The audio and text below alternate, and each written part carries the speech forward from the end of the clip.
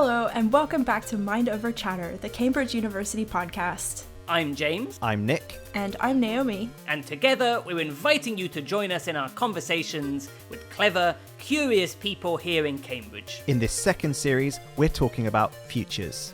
And in this episode, we're asking the question, what are the possible futures for artificial intelligence? We're going to cover everything from animism to Hello Barbie, from algorithmic bias to the robo-apocalypse, and from threats to democracy to Jake Gyllenhaal. So, who are we talking to in this episode? Well, we talked to a social and digital anthropologist. Hi, I'm Beth. I'm the Junior Research Fellow in Artificial Intelligence at Homerton College at the University of Cambridge, and I'm primarily an anthropologist. A philosopher and cognitive scientist. Hi, I'm John. I'm a philosopher and cognitive scientist based at the Leverhulme Centre for the Future of Intelligence in the University of Cambridge. And a futurist in residence. Hi, I'm Richard. I'm futurist in residence at the Judge School at Cambridge. As usual, we began by asking our guests to tell us about their research. I'm interested in how machine learning algorithms do what they do, how we can get them to explain themselves so that humans understand them, and whether they're clever enough for us to be able to trust them to the extent that we do. I guess I'm just curious about where we're all going. I've got a particular interest in the visualization of ideas and arguments, though. Yes, I'd say I think about what you think about machines that might think. I'm going to kick off with the first question, and this one's for Beth. So kind of before we do a deep dive and really get into how we'll live and work alongside AI, we just want to start really simple and ask, what is AI to begin with? AI is a really interesting term because it both encapsulates the actual object that we're talking about, but also the field of research and the various aspects within it. So it's an attempt to replicate human capacities and capabilities in terms of what we call intelligence artificially in a machine scenario. And that covers lots of different aspects like facial recognition software, natural language processing, deep learning techniques. But I'm also quite interested in how it's received in public discourse. So what we might think of AI in a scholarly sense and technological sense might be very different to the public conception of what AI is. John, can I get you to come in here to that? Because you mentioned machine learning in your sort of tweet-length summary. Can you tell us, is that the same thing as AI? And do you have anything to add to Beth's sort of definition there? Machine learning is really just one branch of artificial intelligence. Artificial intelligence is quite a large field, and there's different types of artificial intelligence. The type that's become very popular and has become all the rage in the past, say, 5 to 7 years is machine learning, which is just a particular way of designing a system that tries to reproduce human abilities, like the ability to classify dogs and cats, or to tell whether a tumor is malignant or benign. And it works by trying to detect patterns in lots and lots of bodies of information in data. Is machine learning like a subset of AI then, like in kind of the same way that a square is a subset of rectangles, but not all rectangles are squares? That's a fair point. And Richard, do you have anything to add to our understanding of AI? Yeah, I mean, this is where the problem started. I mean, first of all, there's the issue of what human intelligence is, and it's too often purely equated with IQ. Then I think we get into the sort of broader area of confusion, which is to the general public, AI is what people in AI think of AGI. So rather than sort of narrow AI, which we've had for absolutely years, we're talking about sort of broad or general AI, which from my personal perspective, we're nowhere near. And then you also tip into a sort of super intelligence singularity thing, which I'm sure we'll pick up on later on. Can you just also define what is AGI? Artificial general intelligence. So rather than sort of replicating something a human being does in a very narrow area, it's replicating human capacities in a broad area or potentially across the board. So could you sort of give us an example of sort of how we could sort of envision AI in our everyday lives? Well, again, we've had people. I think a lot of people don't recognise this, but we've had it for a very long time. I mean, I'm not sure how many years it is, but it'll be a few. I mean, spell check, Netflix recommendations, how Amazon works, how your smartphone works. I mean, it's all over the place, but it's we just don't really spot it. I think the reason why people don't spot it is the very reason that Richard was alluding to, which is that the general lay public tend to think that AI is mechanical human beings. So the sort of innocuous Google Maps version of AI doesn't strike them as being AI, so they don't detect it. It's beneath their radar. So on that note, how much has it sort of increased in sectors, across business sectors or education sectors? How much has it increased over the last 5 years or so on? I would say it's actually quite hard to quantify because partially, as has been said, some of the applications of AI are quite invisible. They're in recommendation systems. They're not immediately apparent to people. Also, people are looking for the robotic form of AI as an expression of the technology. But also there's a lot of hype around the use of AI. So some companies are claiming that they're using machine learning or artificial intelligence, or actually it's sort of sophisticated statistics or nothing even remotely like that at all. If AI and machine learning is based on patterns, what will this mean in the future when patterns are affected by unusual events, like the COVID pandemic, for example? People have been buying a lot more products for baking at home. I think in terms of the human side of AI, so where there are humans in the system making decisions about how algorithms are implemented, we also need to move beyond that algorithmic thinking that replicates what's happened before. So a particular example of this is the A-level algorithm issue that arose last summer, that actually the decisions made in the choice of what the algorithm selected for in order to give predicted grades was based on assumptions about if you came from a school that didn't classically do very well at A-level, you also would not do very well at A-level. So we need some of that human flexibility to respond to the changing scenario that we find ourselves in with the pandemic and the post-pandemic era. And Richard, I'm looking towards you here because you're a futurist in residence. It would be great if you could sort of tell us what that sort of means a little bit and how, this future of data will sort of maybe affect your work going forward. Well, I keep trying to get rid of the title, but it follows me around all over the place. It does polarize, but some people quite like it. I'm really there just to sort of stimulate debate and push and provoke. And I'm in sort of two camps on predicting things. But if you make a prediction, you get a reaction. So it's a great way to start a conversation. I mean, back to the pandemic thing. I mean, one of the things that's potentially a legacy issue is a reluctance to get too close to people. And we might use AI systems to remove people from certain interactions. Although actually, I'm not sure I agree with that, because I think the thing we've missed more than anything is the physical proximity of people, hugging people and so on.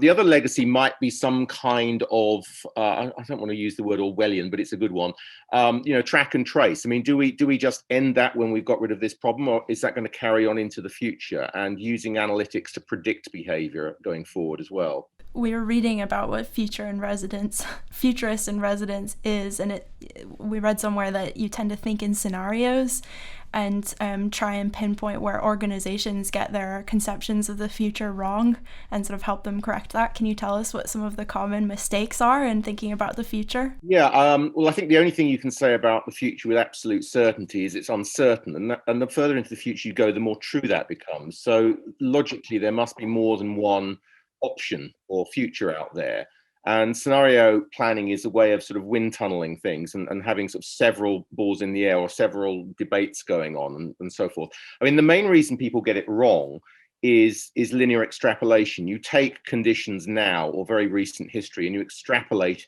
forward in a very linear manner, neglecting to remember that we live in a system that has feedback loops, unexpected events and so on. Although it's interesting actually I don't want to sort of get into this too much, but it's interesting how we were so unprepared for the pandemic, because it was perfectly well understood that it was out there as an extremely likely high impact event. And we still weren't terribly prepared. And maybe that's because there wasn't a date attached. Nobody knew Tuesday at 11 o'clock. Whereas if you look at something like Y2K, we knew exactly when that might be the problem.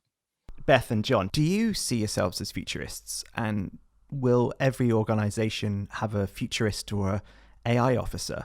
I don't necessarily consider myself a futurist. As an anthropologist, I'm interested in human reactions now, and some of those involve envisaging the future as a kind of commentary on the present. So I'm less talking about extrapolations or linear progressions from where we are now, but actually how we imagine the future now. and what that reflection on the future actually says about what we think of the present. But yeah, certainly in terms of how organizations are responding to the development of technology, we are increasingly seeing, as partly perhaps part of that hype cycle again, but corporations trying to make space for understanding this technology and where it might take them. So AI officers, for instance, but also AI ethics officers coming up as an issue as well. Speaking for myself, I don't pretend to any capacity to see the future myself. And I often marvel at some people that are avowed futurists, self-described futurists. If I think back to probably one of the most famous futurists in the 20th century, Alvin Toffler, and I read what he wrote in his famous book, Future Shock, and then a couple of years later, he put out one called The Third Wave, I believe. If you read sections of that book and you look around the world that we inhabit today, the predictions are truly uncanny. He said things about the nature of the family structures, changes in employment patterns and forms of industrialization. I don't know how he was able to penetrate in that way. I don't feel that I have any talent in that regard, although I'm also acutely aware that being in the field that I'm in now and being asked to comment on AI in the future very often, I'm going to have to somehow learn or hone a latent skill that I might have for peering into the future. There's a link here, I think. I mean, we're in danger of going a bit off script here. There's a link here, I think, with AI, which is this whole futures business. It's sort of subterfuge. It's an excuse to engage people at a very deep level in a discussion about what they're doing right now, which is quite a rare thing to be able to do in a large organization. And that's the one thing that we need more of in a discussion about AI. It's a lot of the discussion at the moment is how are we going to do this? There's a bit of discussion about how it might go wrong. There's very little discussion about why we're doing this, for example. Can you answer that question for us? Why? Because it's interesting and hard, but also the best. I attended an series of AI conferences at Jesus College a year or two ago, and eventually, after 3 days, it was asked, and the really good answer was because we're running out of humans, which is very true in most parts of the world, and aging populations as well. Can you say more about that? Because we know the population is increasing, globally. So how is it that we're running out of humans? Because you're doing that extrapolation thing again. If you go sort of mid-century, then I mean we've got fertility rates falling through the floor, and we've got people living a lot longer. So you've got rapidly aging societies, and the only real exceptions to that are sub-Saharan Africa, bits of the Middle East and Southeast Asia. So we're particularly running out of younger people. And you see this in Japan, and this links back into AI and robotics. So Japan, you've got an awful lot of older people. There's very few or not enough younger people being born to look after the old people, amongst other things. So they're using robotics. So you've got an AI seal called Paro, for example, that is used in care homes with various residents because there's not enough people to interact with the people. Hey guys, sorry to interrupt, but I have a question. What is AI? Okay, just in case you were zoned out or thinking you already knew the answer, I'll tell you again. So, artificial intelligence, or AI, is an attempt to recreate human intellectual capabilities artificially, more often than not in a computer. This could be language processing, facial recognition, and so on. Although the academic definition of AI might be different to that used in everyday language. Yes. For example, our guest would draw a distinction between machine learning and AI. Machine learning is one type of AI, and it usually involves getting a computer to reproduce humans' abilities to classify things, like dogs versus cats, or benign versus malignant tumors. And then there's artificial general intelligence, or AGI, which would be a machine capable of replicating pretty much any human intellectual feat, although we're quite a long way from that. Oh, sounds a bit science fiction to me. Well, some of it might be, but we've been living with AI for ages. Richard highlighted a couple of examples, like Netflix recommendations, Google Maps, and spell checking. They're all AI, we just don't really think of them like that. Wait, you mean Clippy was AI? It looks like you're making a podcast. Would you like some help with that? Yes, please, Clippy. I think I would. John suggested that we generally don't spot this sort of AI because our image of AI is often robots or mechanical human-like beings. Think Battlestar Galactica or iRobot. And Beth also highlighted that there are some services marketed as AI, but which in reality are just clever statistics. So AI isn't going to make me redundant? Not just yet. Yeah, AI is more about augmenting human capabilities, not necessarily replacing them. So luckily for you, at least for a while yet, we'll still need to apply human intelligence in order to make many decisions. But it's interesting to think what the effect of the pandemic might be here. AI can remove the need for people to engage in certain interactions. No, I'm already missing those in-person interactions. Well, on the other hand, maybe people will be dying to interact face to face, and everyone will reject those interventions by AI, which make this less likely. At some point you started talking about trying to predict the future, is that right? Yeah, well, it turns out academics actually hate being asked to predict things, but we did get some tips for how to better think about the future. Richard suggested that we try to avoid tunnel vision. The only certainty is that the future is uncertain. So the main reason people get things wrong when thinking about the future is something he called linear extrapolation, which is where you take some recent or current trend and try to guess what will happen in the future based on that. Forgetting, of course, that we live in a world full of unexpected events, feedback loops, and so on. Beth offered an anthropologist's perspective and suggested that the way we think about the future now is more a reflection of today than what the future might actually hold. This sounds pretty familiar to some of what we discussed in the episode where we talk about what the future looked like in the past. Yeah, John mentioned two books by Alvin Toffler, Future Shock, which was published in 1970, and The Third Wave, which was published in 1980. He says that some of the predictions made by Toffler in these two books are uncanny. For example, those about family structures and employment patterns. I'm sorry to admit that I have never heard of Alvin Toffler. You're totally missing out. Toffler was a writer, self-trained social scientist, and futurist. Future Shock predicted the rise of personal computers, the internet, cable TV, and telecommuting. But did he predict Furbies? Almost certainly not. I mean, who could have predicted Furbies? And Richard's told us something pretty fascinating. Apparently, we're running out of humans. So sure, the population is increasing for now, but fertility rates are actually falling in many areas, and lots of people are living longer. So it seems we're running out of young, working-age people in a lot of places. And on the subject of people and AI, Beth is about to tell us about how and why AI might be more acceptable in certain parts of the world than in others. Beth, maybe this is a good point to bring you in as we're talking about sort of AI interacting with like culture and experiences like that. I mean, we know that you've done some work on AI and religion and the interaction there. Could you tell us a little bit about that and possibly react to some of the stuff Richard was saying about running out of people? Yeah, I think it's very interesting to raise the cultural context in which these discussions are being had. So the concern that we're running out of people is a demographically based concern for certain parts of the world. It's not a concern for all parts of the world, with a specific example being given of Japan. And their relationship with robots sometimes is shorthanded by people in the West as being because they have an animistic tradition and history, and therefore they're more likely to be accepting of robotic companions, robotic nurses.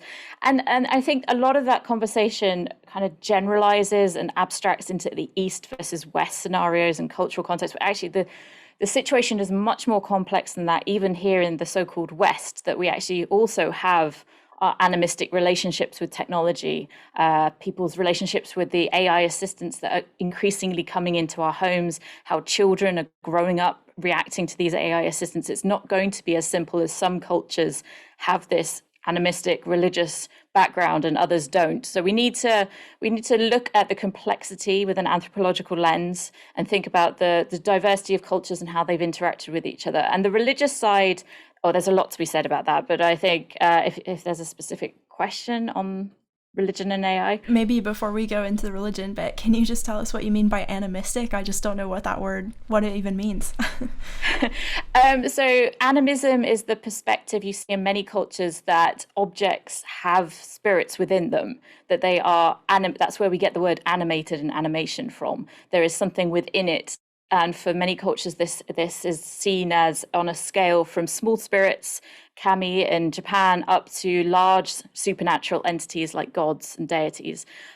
So sometimes our narrative about the rationalization and the secularization of the West after the Enlightenment is that we dropped all of that and we don't have that perspective. And therefore, when it comes to robots being persons, we react differently than other cultures. But actually, there's still elements and threads of that have survived.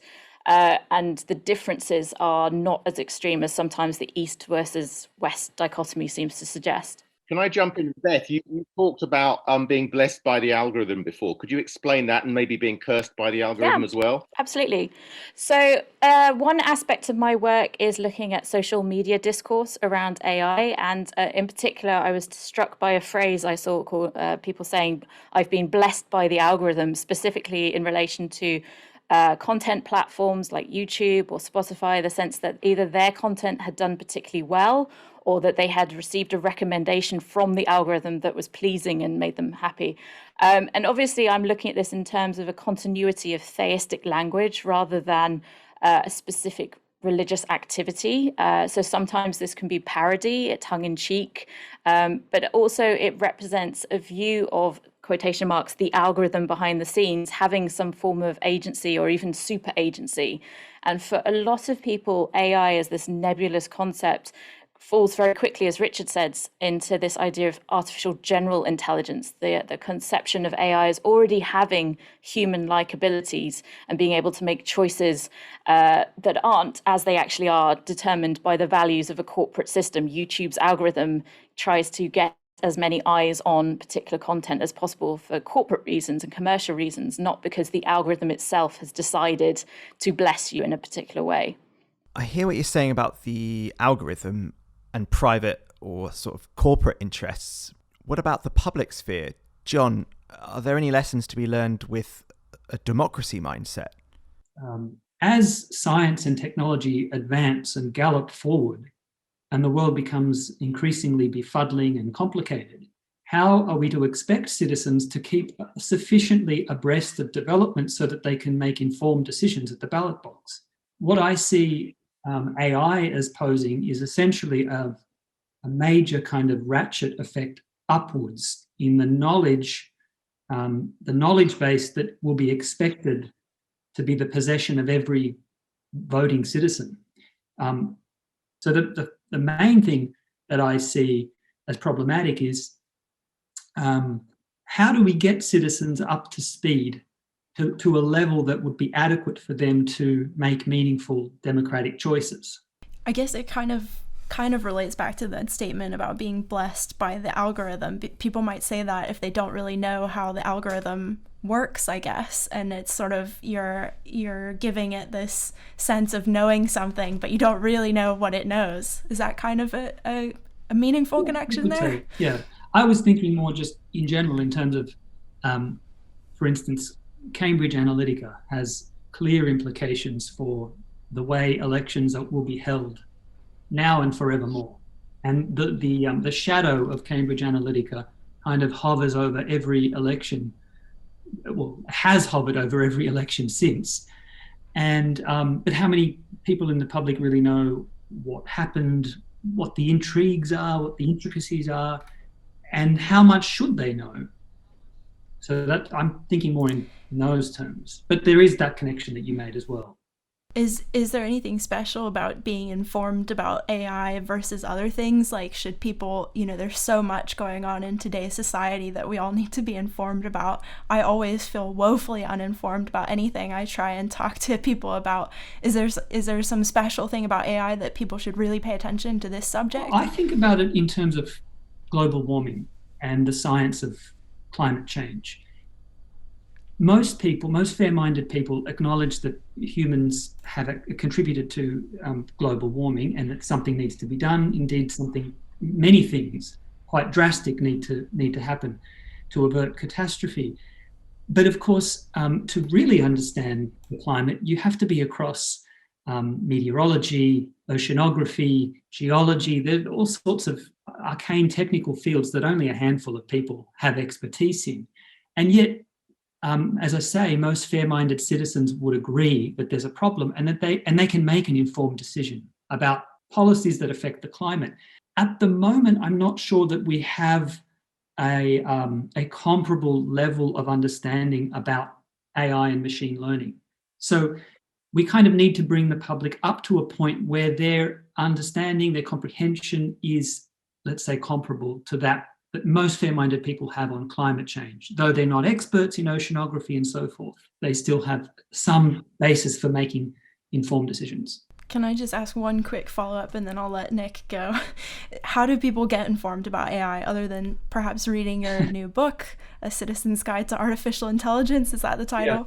Yeah. What other opportunities do people have to get informed? One thing that's really struck me, and I do a fair bit of public engagement work, and I made a series of short documentaries specifically for this task of trying to educate as general an audience as possible. And I show them at festivals and, it was a team effort. We won an award, Best Research Film of the Year a couple of years ago, that actually, if you present a very, we hope, fair-minded, reasonable account of what AI is and what it's up to, it doesn't get the same kind of traction than some of the public engagement effects from the press and the media that are more prone to the dystopic or the highly utopian, that really have the headline grabbing elements. So there is that risk and danger for academics trying to engage with the public, that it's hard sometimes to push through that plethora of accounts of the dystopia that AI could bring.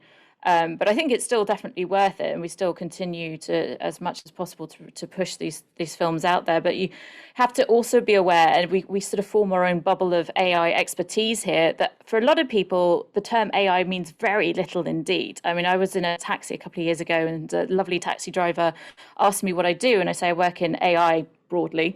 And he said, "Oh, artificial insemination, that's very interesting." So there is, it's very easy to slip into assuming everyone has an understanding of what this term is that goes somewhat beyond the press representation of it, or that they've even encountered it at all. Thinking about it the other way, right? So we've just been talking about how we're conveying messages to the general public, but I'm going to throw it in the opposite direction. What do we need to say, or what do the people who are creating, I guess, AI need to hear? In terms of what we want from people involved in this area, I think we would like a lot of discussion. I think I would like transparency. I mean, I'm a big fan of this idea of open AI, where we can sort of look inside the black box and sort of look for biases when something goes wrong. If somebody is killed because of an AI system, we can actually find out why that was, and it's not sort of hidden behind some proprietary or legalese or something like that. We are beginning to get a debate. I mean, we had a debate about algorithms with A-levels last summer in the UK. We're starting to have debate around things like autonomous vehicles because a few people are getting killed. We're having debates about fully autonomous weapons. We've had a debate about computerized toys that contain AI because of the effect on children. So it is coming.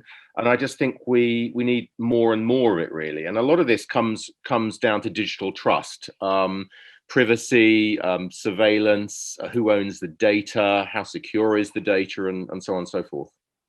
This kind of ethics talk may allow us to turn the conversation back to AI and religion, because AI and religion sort of seem at surface level to be like two things that wouldn't go together. But I guess we're starting to talk about, the people writing the algorithms. If it's people and not machines who are writing their own algorithms, there's usually some kind of moral bent to them, particularly if we're talking about things like driverless cars and stuff like that. But yeah, I mean, certainly, traditionally, historically, the assumption has been is that the narrative of morals comes from various different religious institutions, established traditions, give a sense of a deontological approach to ethics, the idea that there are rules and guidances that come from some form of entity. And for many people, that's not the case. They don't have that perspective at all. But we can ask the question, where are the values in AI coming from?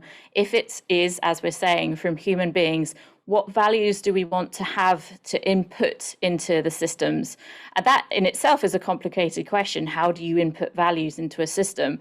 But we have to be aware that every single person involved in AI comes with their own moral system, comes with their own value system. And for some people, the answer, again, is to go for this deontological approach of setting out rules and regulations. And some religious groups have attempted to write their own that may or may not be listened to.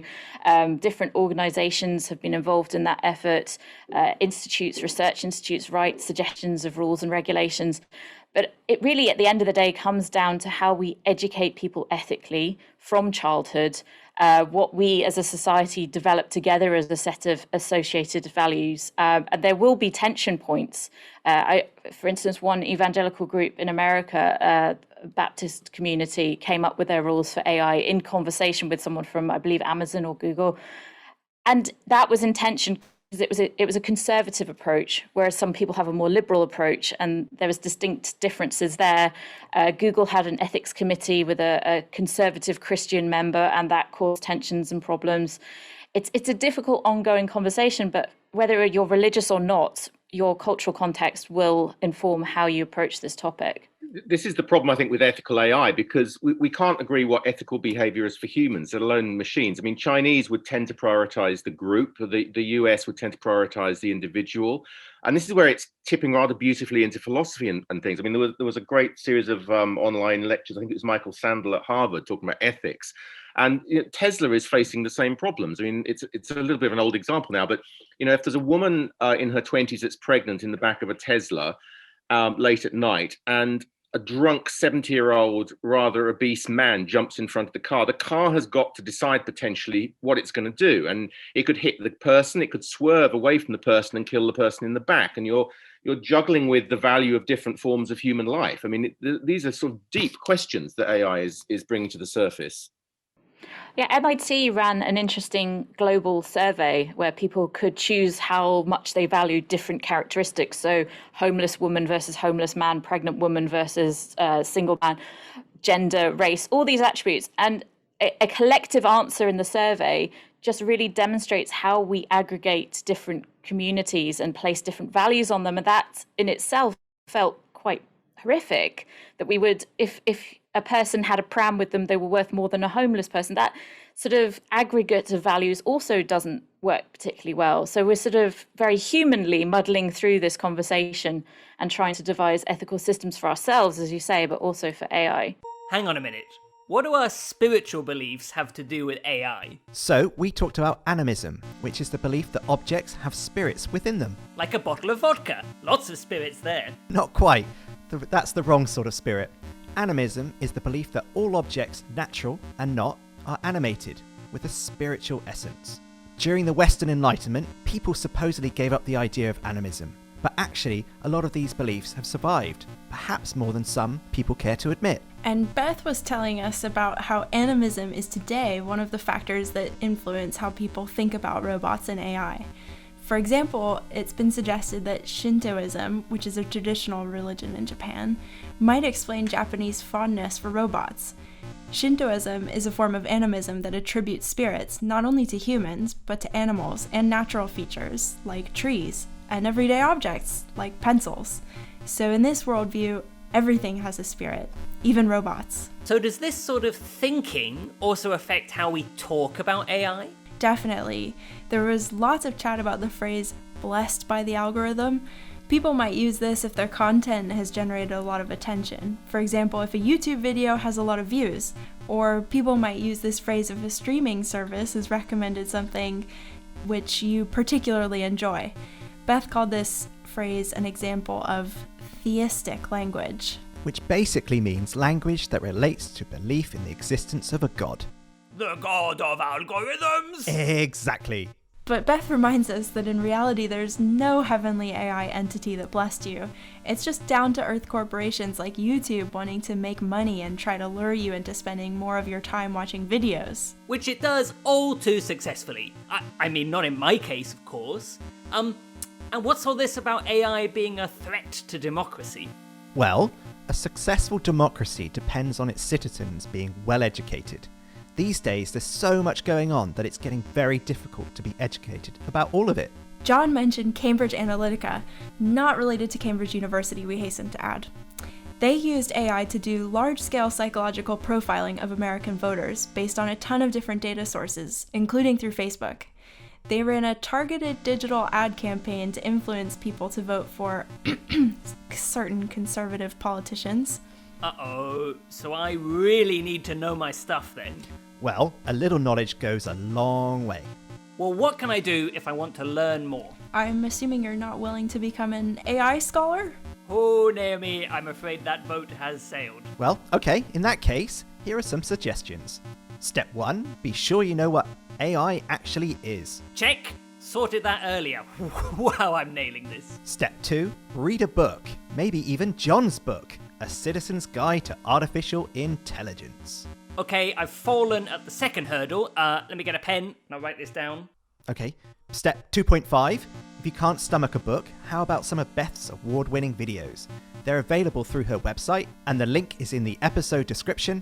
Would make a change from videos about cute dogs being rescued and rehomed. True. Step 3, keep a healthy skepticism about what you read about AI in the news. Often it's all negative, as that's deemed most exciting. Eyes peeled and skepticism tank full to the brim. And finally, step 4, discuss and debate AI with people who know more about it. In short, get curious. I feel like you two are my new life coaches. Thanks, guys. No problem. Final question though, what's the deal with AI and ethics? Well, the point is that we're the ones making AI. Well, not literally us three. We can barely make a podcast. But as humans making AI, we need to decide what values to input into these systems. So we need to be thinking about who's making these decisions. And if our values differ from place to place in the world, which values do we choose? Basically, every person and society's moral values are different, and it's going to be a bit of a nightmare working all of this out. We're sort of talking about how we're grappling with and possibly having to reevaluate our cultural judgments in the face of AI. How else is AI affecting cultural experiences or cultural practices? I think it's already come up in terms of a post-pandemic world, that whether we want to fill in the spaces between humans and human contact with AI, whether we want sort of a mediated experience with other humans through artificial intelligence. And the example I was thinking of as well is the AI assistant in the home, being another voice in the home. Is that changing the shape of the childhood experience? We already know that there are anecdotal examples of children reacting to AI assistants different and being corrected on their behavior, whether they're polite enough. You can download an Alexa skill that will encourage a child to say please and thank you. And is that the kind of scenario that we want? As we increasingly have a house built around technology with interactive scenarios, do we want those observers participating in family life like that? That's a very big question. I was just going to see if I could find a small robot I've got in my office somewhere called Hello Barbie. It wouldn't work very well on a podcast, but Please describe it. I'm intrigued now. she's Barbie-sized. Looks exactly like what you expect, but she's got some natural language processing, Wi-Fi connectivity, et cetera, and she can work out who you are, and you can have quite reasonable conversations because she's pulling stuff down from the internet the whole time. And there are sort of two issues with this. There's the sort of slight issue with the fact it's hackable, and the sort of rather strange guy in the raincoat next door could be having conversations with my 6-year-old daughter, if you like. And the other one is, is it socially acceptable for children to be raised by machines? This is something that Sherry Turkle at MIT is very interested in. And I think there's not an easy yes or no on that. It's a question of common sense and to some extent balance. But these are the sort of issues we're having recently. John, do you want to come in here on like the hackability of some of these like sort of home products that have AI in them, and particularly ones used by children, perhaps? Yeah, well, in some ways, children have been raised by technology since parents have plonked them in front of a television and put Disney movies on. So I suppose the question is whether there's something different in kind in what's going on with smart toys. The other comment I would make is that often the smart option, the so-called smart option, is actually the dumb option. If you're someone that follows privacy debates, you will not think that a smart a smart gas or electricity meter or a smart washing machine is really a smart thing to do. Because yes, you open yourself up to being hacked. If someone hacks the electricity grid and finds out that your electricity or gas usage is low, they'll infer that you're not home. They might break into your home.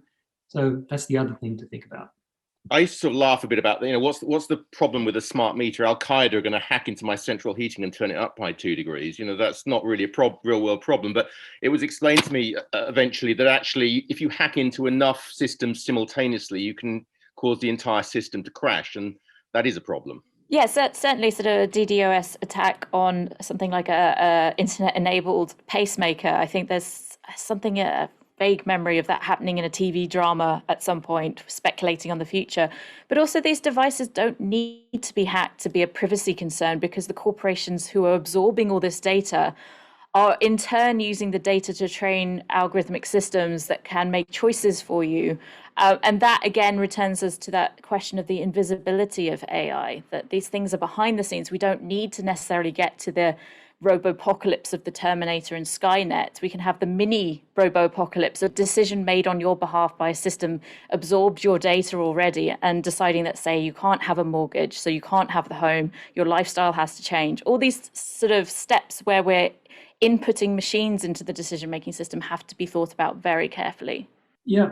So Beth, before you mentioned that your research indicated that people don't respond in the same way to news about technology or whatever it might be that's not sufficiently dystopic, and it's only in the nightmarish scenarios that you can really get people sort of interested.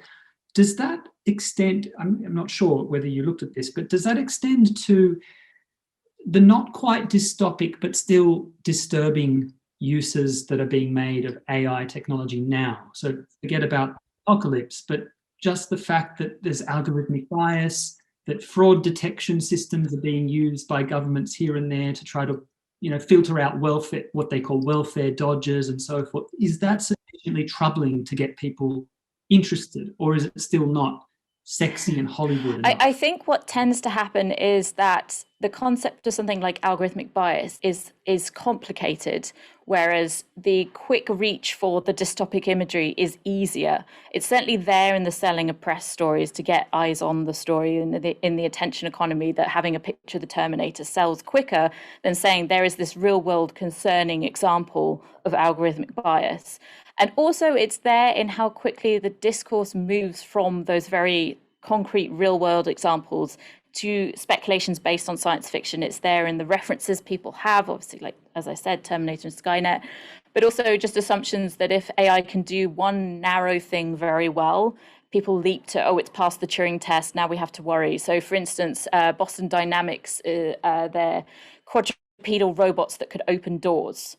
I mean, that is a significant step in robotics, because some of those elements are very tricky to do, recognition of the object, opening it, movement, so forth.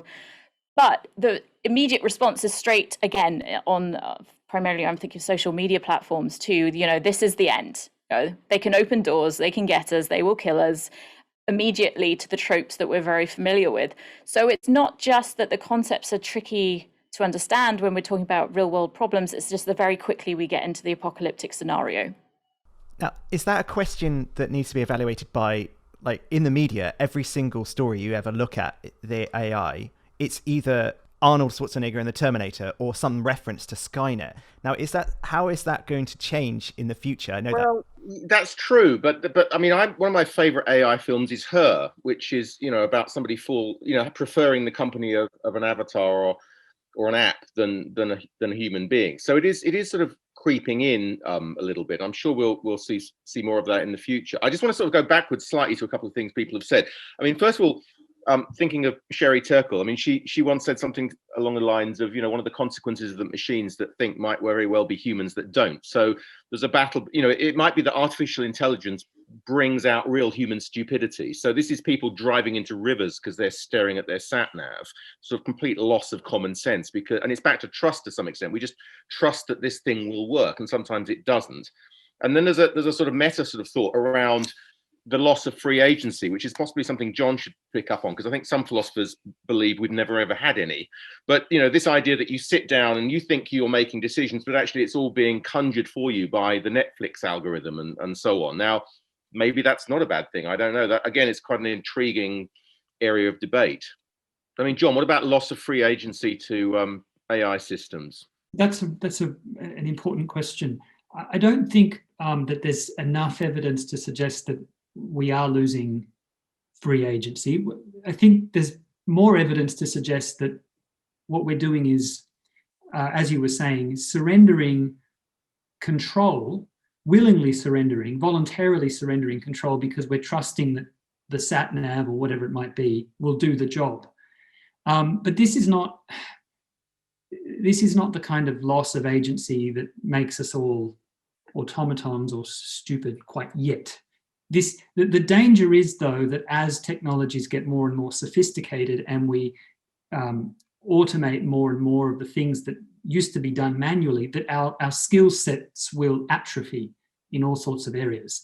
So rather than focusing on free agency as a kind of question about whether we have autonomy or whether we have free will, I would focus more on the question, I suppose, to what extent is our skill base being depleted or degraded as a result of our reliance on technology, and what can we do to make sure that one day when it inevitably will shut down, it being whatever, the internet, something else, can we pick up the slack and do what we used to do as proficiently as we used to do it before we relied on these systems? This is a concept that pops up a lot in terms of conversations about a post-work future brought about by automation, and that science fiction gives us imaginaries of what this post-work future would look like, whether we would atrophy, as you say. And I think the kind of key example for that is the WALL-E future. If you've seen the Pixar film WALL-E, that the humans have atrophied into these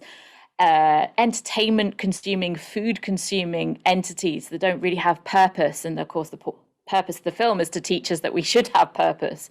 But then you've got the counter of the kind of Star Trek luxury space communism of the freedom that AI and forms of technology, it's less apparent that it's AI in Star Trek, that will free us to do these amazing things like travel the universe and create great art and great music. And those two things, the utopian and the dystopic, again, appear in our AI discourse, when the truth will be closer to something like what William Gibson says, that the future is already here, it's just unequally distributed, that for some people there will be the utopian future and for some people there will be the dystopian. And we need to think very carefully about how much we do cede over to these extended minds. So I personally would say, yeah, absolutely, I've handed over my ability to remember things like phone numbers and email addresses to automated filling systems and forms. Is that something I should try and reclaim, or do I accept that some things make my life easier?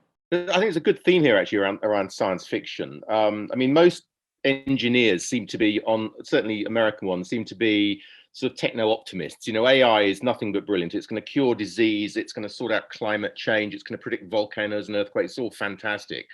Sci-fi is generally dystopian. I mean, it's hard to think of utopian sci-fi with the exception of Star Trek. And I think to some extent that was because of when Star Trek was made. It was an optimistic time, 60s really. And I personally think the best sci-fi is when you get a combination of the two. So I'm thinking of things like Robot and Frank, which, some things work perfectly, like the robot, and other things, the phone is just hopeless. And Blade Runner has a bit of that. So we will probably get certain things that do work and other things that don't alongside each other. Can I ask a quick follow-up? It's maybe a little bit silly, but for Richard, we were talking about how, some of your work involves scenario planning. Are there any of these futuristic sci-fi things that approximate what you think is a realistic scenario, or some combination of a few different sci-fi things that people will be familiar with? I'm struggling off the top of my head to think of any. I mean, I tend to do scenarios where you come up with 4 different worlds. You've got a sort of 2x2 and you've got 2 drivers. And where it gets interesting is when you push to the very, very edges of things. I mean, I did some work years ago on the future of public libraries, and it got really interesting out at the edges. So there was one scenario which paper just vanished, it ceased to exist. And then you had another scenario which is polar opposite. which is complete collapse in trust in digital platforms. Everyone flocked back to these sort of paper and other things. So yeah, you do dig into that a fair bit.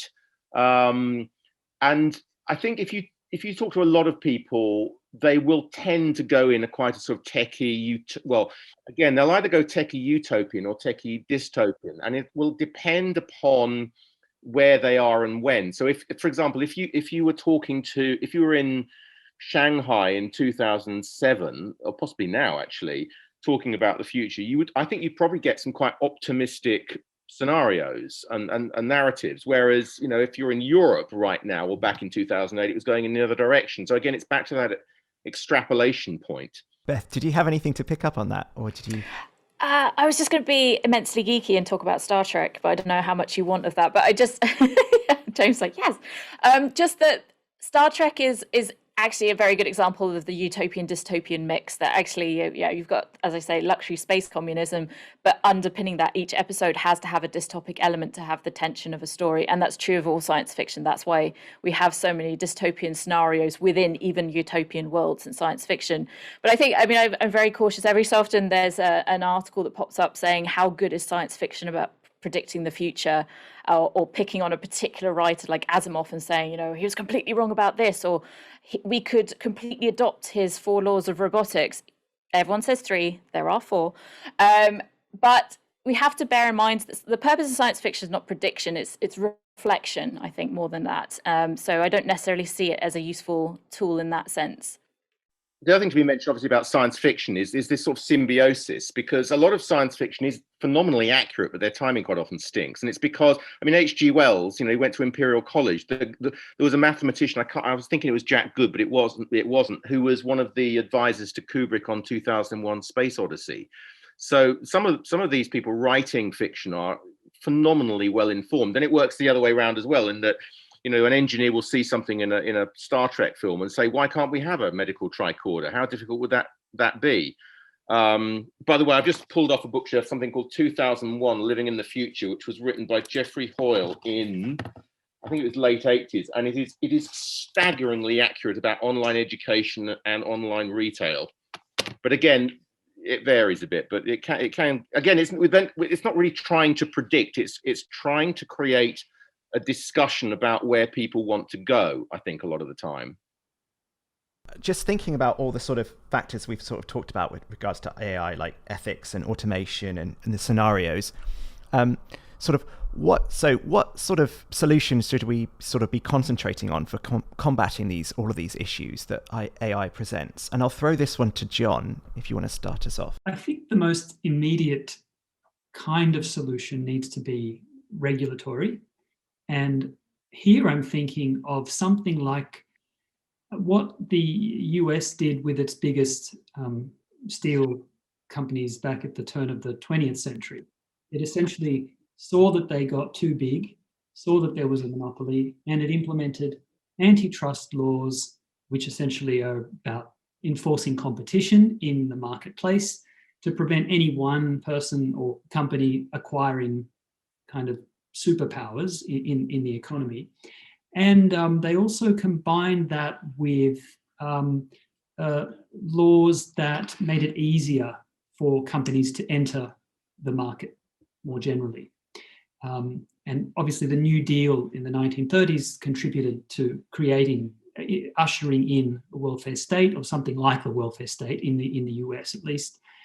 So I'm thinking that the biggest companies that are currently wielding enormous power, unlike anything really that we've seen in the world before, when you think of the scale of it, the sheer scale, the sheer numbers of people that have Facebook accounts. Whether they're all active users is another question, but that fact in itself, the fact that it's become so entrenched and embedded as a way for people to access news, that it's become part of their daily lives, makes it extremely troubling that then when it's deemed not to be in their commercial interest, they can simply pull the plug, as they did in Australia, and then limit access to really vital government news and information about the vaccine rollout, for example. As it happened, Facebook then reversed its decision when it entered into an agreement with the Australian government. But the fact that they could do that and that it could wreak so much disruption and havoc tells us that something needs to give. And I think that breaking the big ones up, something will have to happen. Something as audacious and as bold as what was attempted at the beginning of the 20th century.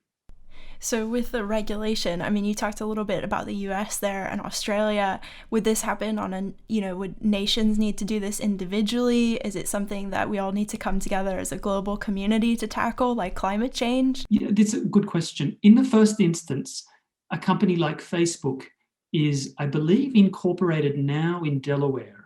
I think that's true.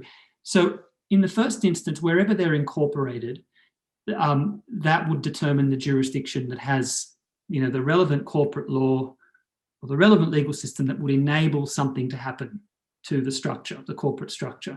So to begin with, I think the low-hanging fruit, we sort of have to act nationally. So I'm actually, for once, I'm rather proud that the Australian government has done what it did in tackling Google and Facebook and trying to implement some sort of regime change in how the government deals with them. But then, yes, at an international level, further action may be required. I'm not really sufficiently well researched to tell you what measures would need to take place at an international level, but low-hanging fruit seems the best way to begin the process. I think we've been here with other technologies, whether they're entirely parallel is another part of the conversation. But, we have red lines. We have Rubicons we won't pass when it comes to genetic engineering, nuclear power. And we have tried to work nation with nation on that. And of course, that's an imperfect process. But I think that's one aspect. The other aspect, not just top-down regulation, but also bottom-up grassroots understanding and activism and public engagement, so that from a young age, you're informed about why Facebook works the way that it does. And then when people grow older and then become the people who can inform policy, that's all threaded through there with that thinking. So I think some of the focus, certainly in the ethics of AI, as I said, has resolved down to just lists of things corporations should and shouldn't do. And unless you have teeth and you have buy-in from the public, that they will themselves push back when a large corporation does something they don't want them to do. Like we've seen actually with staff members at Google not wanting to invest in AI for military purposes. If we can have those levels of engagement all the way from the bottom to the top, then that's going to be what we need. Yeah, I mean, I think we have been there before with chemical, biological, nuclear, cloning, and so on. I mean, there might be a slight difference in that most of those are huge things, whereas somebody in their bedroom potentially could do something with bits of AI.